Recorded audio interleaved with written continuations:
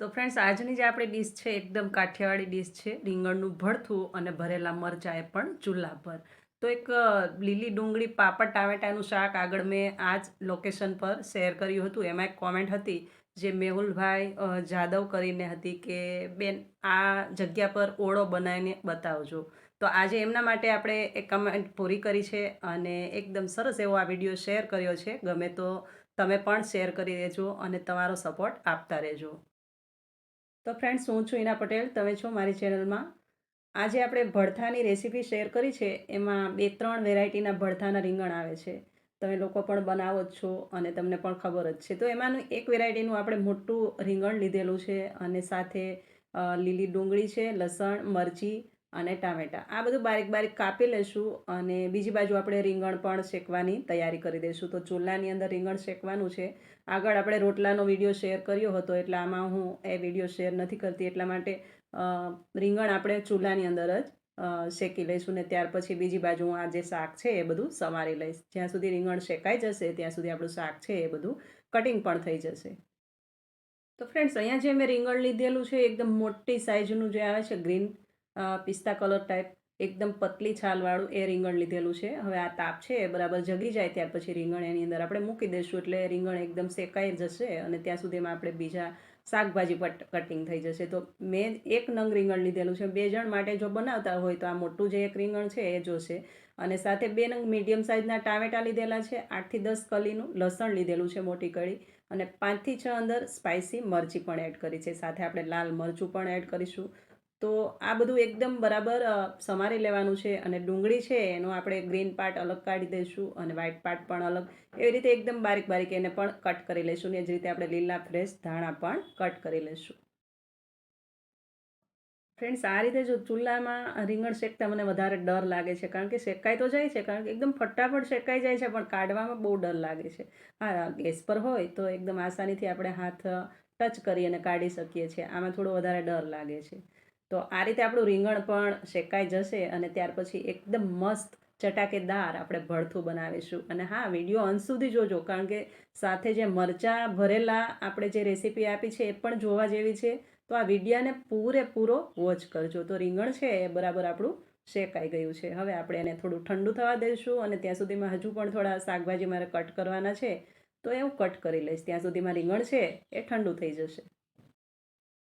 અને આગળ જે મેં વિડીયો શેર કર્યો આ લોકેશન પર, મતલબ લીલી ડુંગળી ટામેટા અને પાપડનો વિડીયો શાકનો શેર કર્યો હતો, એમાં ઘણી બધી કોમેન્ટ છે આ લોકેશન વિશે. તો બધાનો ખૂબ ખૂબ આભાર. આ મારા પાડોશી છે એ પણ સાથે જો રોટલા બનાવી રહ્યા છે અને સાથે પોપટેનો એટલો બધો કિલોલ છે. જો હું મારો વોઇસ ઓવર ન કરું તો આ પોપટનો એટલો બધો કિલોલ લાગે આ વિડીયોની અંદર. ખૂબ સારા એવા 5:30 થી 6ના ટાઈમ પર પોપટ આવી જાય છે. તો ચાલો, જ્યાં સુધી આપણું જે રીંગણ છે એ ઠંડુ થાય છે ને ત્યાં સુધીમાં આપણે બીજા શાકભાજી કટ કરી લઈએ. મતલબ લસણ પણ ફોલવાનું છે અને સાથે મરચી. તો લસણ અને મરચી આપણે ખાંડીને લેવાનું છે. હા, મિક્સરમાં તમે દળતા હોય તો પણ ચાલે, પણ આ જે એકદમ નેચરલ કાઠિયાવાડી ડીશમાં વધારે ખાંડીને એડ કરીને તો ખૂબ સારો એવો ટેસ્ટ મળે છે. એટલે આ રીતે હું ખાંડી અને લઉં છું. તો આપણે લસણ પણ ફોલી લીધું છે અને સાથે મરચી, જે સ્પાઇસી ગ્રીન મરચી આવે છે, એ 6 થી 7 નંગ એડ કરી છે અને 10 થી 12 કલી લસણ પણ એડ કર્યું છે. તો બંનેને આપણે સાથે ખાંડી લઈશું. ત્યાં સુધીમાં આપણું જે રીંગણ છે એ પણ એકદમ ઠંડુ થઈ જશે. તો આમ જોઈએ ને તો ભરથામાં લસણ છે, મરચી, થોડી સ્પાઇસી ભરથું પણ મજા આવે છે ખાવાની. અને સાથે સાથે જે આ લીલા ધાણા હોય એ પણ વધારે જ એડ કરવા અને એવી રીતે લીલી ડુંગળી એડ કરવી એટલે ખૂબ સારો એવો ટેસ્ટ આવે છે ભરથાનો. અને બીજી સાઈડ જે મરચાં છે એ પણ એકદમ મોટી સાઈઝના અને મોળા લીધેલા છે. તો મોળા જ મરચાં આજે આપણે ભરીશું. અને આ રીતે રીંગણ છે એ ઠંડુ થઈ ગયું છે તો એને પણ આપણે છાલથી અલગ કરી દઈશું, મતલબ છાલ ઉતારી લઈશું ને ફરી એક વખત આપણે એને વોશ કરી લઈશું, ત્યાર પછી જ ઉપયોગમાં લઈશું. કારણ કે આ જે રીંગણ છે ને એ ચૂલાની અંદર આપણે શેક્યું છે. હવે એમ જ છાલ ઉતારીને ઉપયોગમાં લેશું તો થોડી ઘણી ડસ્ટ તો અંદર જશે જ. એટલા માટે આપણે થોડું વોશ કરી દઈશું અને ત્યાર પછી આ બીજી બાજુ આપણે ભરથું બનાવવા માટેની પ્રોસેસ કરી દઈશું. તો આ રીતે ચૂલાને મેં સળગાવી દીધો છે. પહેલાં તો ખોલીને આપણે જોઈ લઈશું, કારણ કે આગળ પણ મારે એવું બન્યું હતું. એક રીંગણ એટલું સરસ હતું ઉપરથી અને અંદરથી સળેલું નીકળ્યું હતું, એટલે ખાસ ચેક કરવું જરૂરી છે. હવે થોડું એવું જ આમાં આપણે 1 ટેબલ સ્પૂન તેલ મૂકી દઈશું, જીરું અને હિંગનો આપણે વઘાર દઈશું અને જે આપણે ખાંડીને રાખ્યો છે મસાલો, મતલબ લસણ છે, મરચી છે, એ આમાં એડ કરી દઈશું.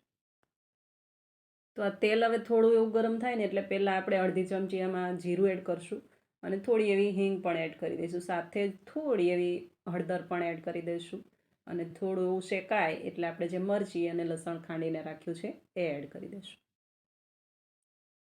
તો આ મરચી અને લસણને એડ કરી અને આને થોડું એવું આપણે થવા દઈશું, મતલબ થોડું એવું શેકાય ને ત્યાર પછી આપણે જે ડુંગળી કાપીને રાખી છે એનો વ્હાઈટ પાર્ટ છે એ એડ કરી દઈશું, ગ્રીન પાર્ટ છે એ અલગ રાખ્યું છે એ પછીથી એડ કરી દઈશું. તો આ રીતે ડુંગળી પણ એડ કરી દઈશું ને સાથે એ જ રીતે ટામેટાં પણ થોડી વાર પછી ડુંગળી શેકાય એટલે ટામેટાં પણ એડ કરી દઈશું. તો અહીંયા મેં 250 ગ્રામ ડુંગળી લીધેલી છે, એક મોટું નંગ રીંગણ લીધેલું છે અને સાથે 2 નંગ મીડિયમ સાઇઝના ટામેટાં લીધેલા છે. મતલબ 2 જણા માટે એકદમ સરસ આ માપસરનો તમારા ઓળો બનીને તૈયાર થશે.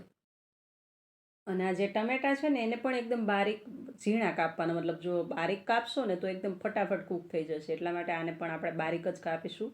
તો એ રીતે આપણે 2 નંગ ટામેટાને એડ કરી દીધા છે અને હવે એને પણ એકદમ સરસ આપણે શેકાવા દેવાના છે. સાથે આપણે થોડું ટેસ્ટ પ્રમાણે મીઠું પણ નાખી દઈશું, જેથી કરીને આ જે ટામેટાં છે એકદમ ફટાફટ કૂક થઈ જાય. અને બીજી એક વાત કે જો તમે મારી ચેનલ પર નવા આવ્યા હોય, કદાચ આ વિડીયો તમે પહેલાં વોચ કર્યો હોય, મતલબ પહેલી વાર તમે જોતા હોય, તો મારી ચેનલને જો હજી સુધી સબસ્ક્રાઈબ ન કરી હોય તો પહેલાં તો સબસ્ક્રાઈબ કરી દેજો, જેથી કરીને મારા કોઈ પણ વિડીયો હું અહીંયાથી શેર કરીશ તો તમને નોટિફિકેશન તરત મળશે. અને હા, નોટિફિકેશન ઓલ પર સેટ કરજો, જેથી કરીને મારા કોઈ પણ વિડીયો તમને મળી શકે.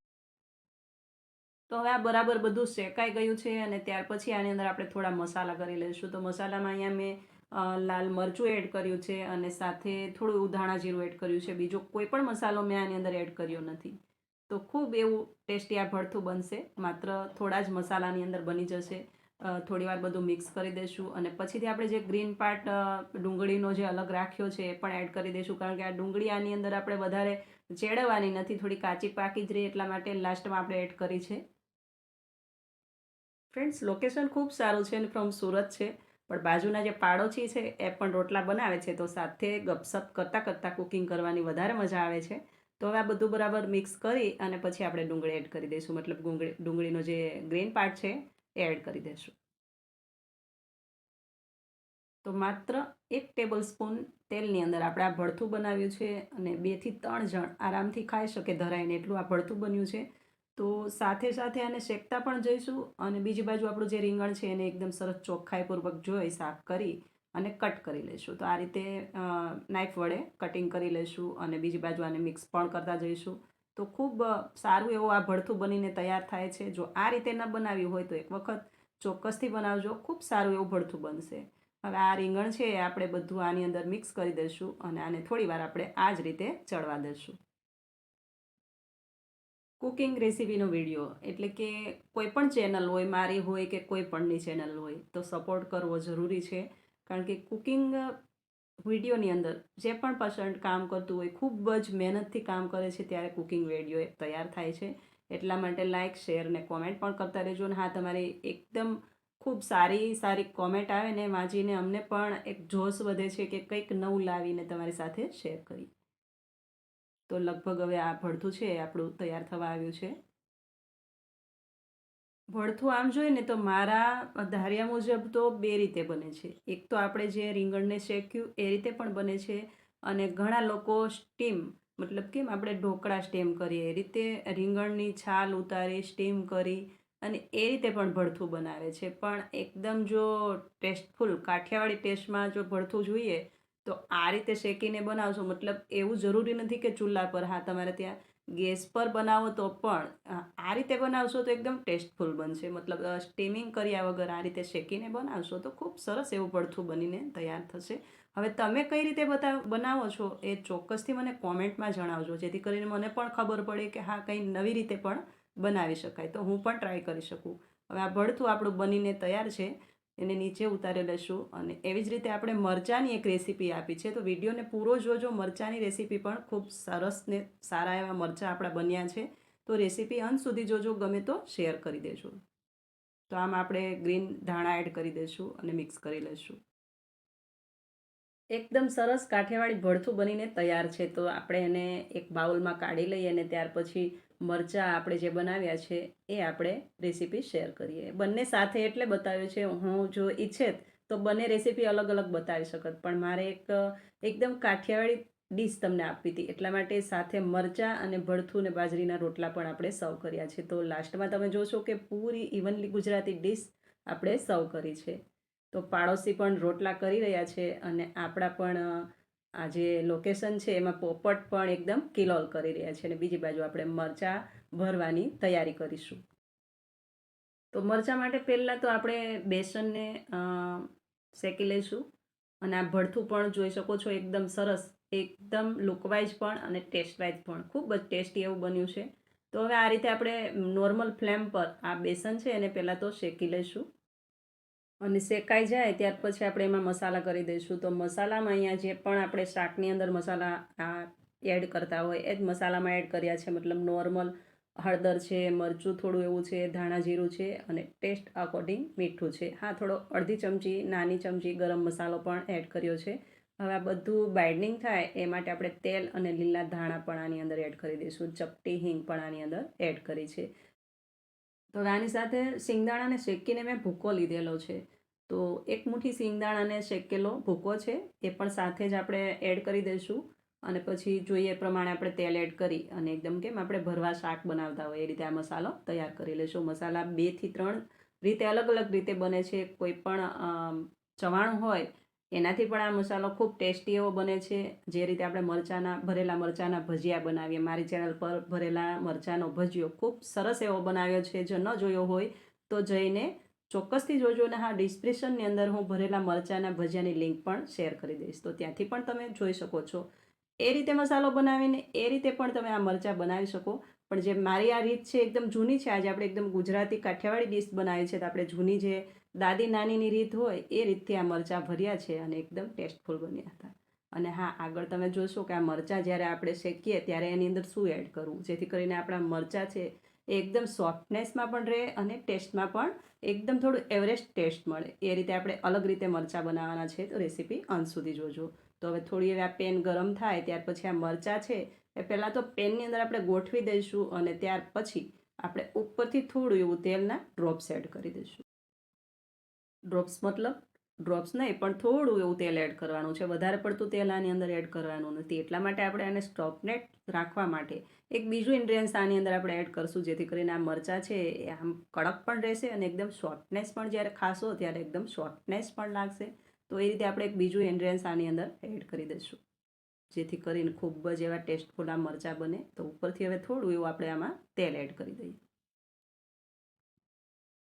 હવે ભડથું અને ભરેલા મરચાં, તળેલા મરચાં, આ બંને વસ્તુ એવી છે કે જ્યાં સુધી બને ત્યાં સુધી તમારે એની સાથે ત્યાં જ રહેવું પડે. જો જરા પણ દૂર ગયા તો બેસી જાય. એટલા માટે આ મરચાં પણ આ જ રીતે આપણે મિક્સ કરવાના છે. એટલે હલાવતા હલાવતા અને પૂરી રીતે આપણે કૂક કરવાના છે.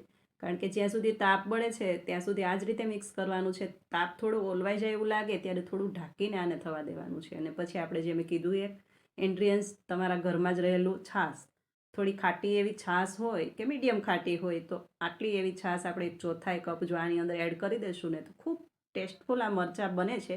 ઉપરથી થોડી વાર ઢાંકીને આપણે થવા દઈશું. જો ના બનાવ્યા હોય તો આ રીતે એકવાર ચોક્કસથી બનાવજો અને પછી મને કહેજો કોમેન્ટમાં કે કેવા બન્યા હતા. તો હવે આને આ રીતે હાથથી અલટ પલટ કરી અને મિક્સ કરતા જઈશું અને પૂરી રીતે આને કૂક કરી લઈશું. તો ફ્રેન્ડ્સ, બંને વસ્તુ એવી છે કે ઓછા ટાઈમની અંદર બની જાય છે. હા, ખાસ કરીને જો ચૂલે બનાવતા હશો તો ફટાફટ બની જશે. તો ભડથું પણ તૈયાર થઈ ગયું છે અને એ જ રીતે બીજી બાજુ આપણા મરચાં પણ તૈયાર થઈ ગયા છે. તો હવે આપણે એકદમ ગુજરાતી ડેડિકેટ ડીશ બનાવી છે. તો સાથે રોટલા પણ હોય, રોટલા હોય કે જુવારની રોટલી હોય કે બાજરીની રોટલા હોય, તો સાથે રોટલા પણ હોય. રોટલાનો વિડીયો આપણે આગળ શેર કર્યું છે, એટલે પૂરો મેં અહીંયા તમને નથી બતાવ્યો. એનું કારણ છે કે તમે લોકો પૂરો વિડીયો વોચ કરતા નથી. હવે જો હું રોટલાનો પણ વિડીયો આની અંદર ઇગ્નોર કરું ને તો તમે વિડીયો જોશો જ નહીં, કંટાળી જશો. એટલા માટે વિડીયો ખૂબ લાંબો થઈ જશે. એટલા માટે મેં શોર્ટકટ વિડીયો આ રીતે કરીને બનાવ્યો હતો, પણ આટલો લાંબો થઈ ગયો છે. તો પ્લીઝ પહેલાં તો પૂરો વોચ કરી લેજો અને ચેનલ પર નવા હોય તો ચેનલને સબસ્ક્રાઈબ કરી દેજો. અને હા, કોમેન્ટ કરી તમારું મંતવ્ય જરૂરથી જણાવજો. તો આ રીતે આપણે સર્વ કરી છે આ ગુજરાતી ડીશ. હવે કોઈ પણ રેસીપી કાઠિયાવાડી બને ને ત્યારે લગભગ ડીશ ફૂલ હોય. દાળ ભાત શાક રોટલી હોય તો પણ સાથે ઘણા બધા આપણે સેલાડ હોય, અથાણા હોય, મતલબ ફૂલ ડીશ હોય અને ઘણી જાતના શાક પણ હોય. તો આજે એકદમ નાની એવી ડીશ આપણે બનાવી છે, પણ એમાં સાથે મૂળા છે, અથાણું છે, ગોળ છે, એવી જ રીતે માખણ, ઘી, મરચાં અને સાથે રોટલા, ભરથું, પાપડ અને ખાટી મીઠી છાશ. તો મજા જ પડી જાય ને ભાઈ. હવે તમને પણ જો મારી જેમ ગુજરાતી થાળી ખાવાના શોખીન હોય તો કોમેન્ટમાં ચોક્કસથી જણાવજો, કારણ કે મને ગુજરાતી ડીશ વધારે ભાવે છે. હા, ઘરે પણ બનાવતા જ હોય છે, પણ ઘણી વખત હું બહાર પણ ગુજરાતી ડીશ ખાવા જાઉં છું, કારણ કે વધારે પડતી ગુજરાતી ડીશ મને પસંદ છે. તો સાથે ભરથું પણ એકદમ સરસ તૈયાર છે અને લીલી ડુંગળી સાથે આપણે સર્વ કર્યું છે. તો ફ્રેન્ડ્સ, આ વિડીયોની શરૂઆત થઈ હતી બપોર પછી 4 વાગે અને લાસ્ટ એન્ડ આવ્યો છે 6:30 વાગે. તો હવે બધી જ તૈયારી આપણી થઈ ગઈ છે, ડીશ પણ તૈયાર છે અને ચાલો બધા ડિનર કરવા. તો ફ્રેન્ડ્સ, ફરી પાછા આપણે મળતા રહીશું આવી જ એક અવનવી રેસીપી સાથે. ત્યાં સુધી આવજો. Thank you for watching.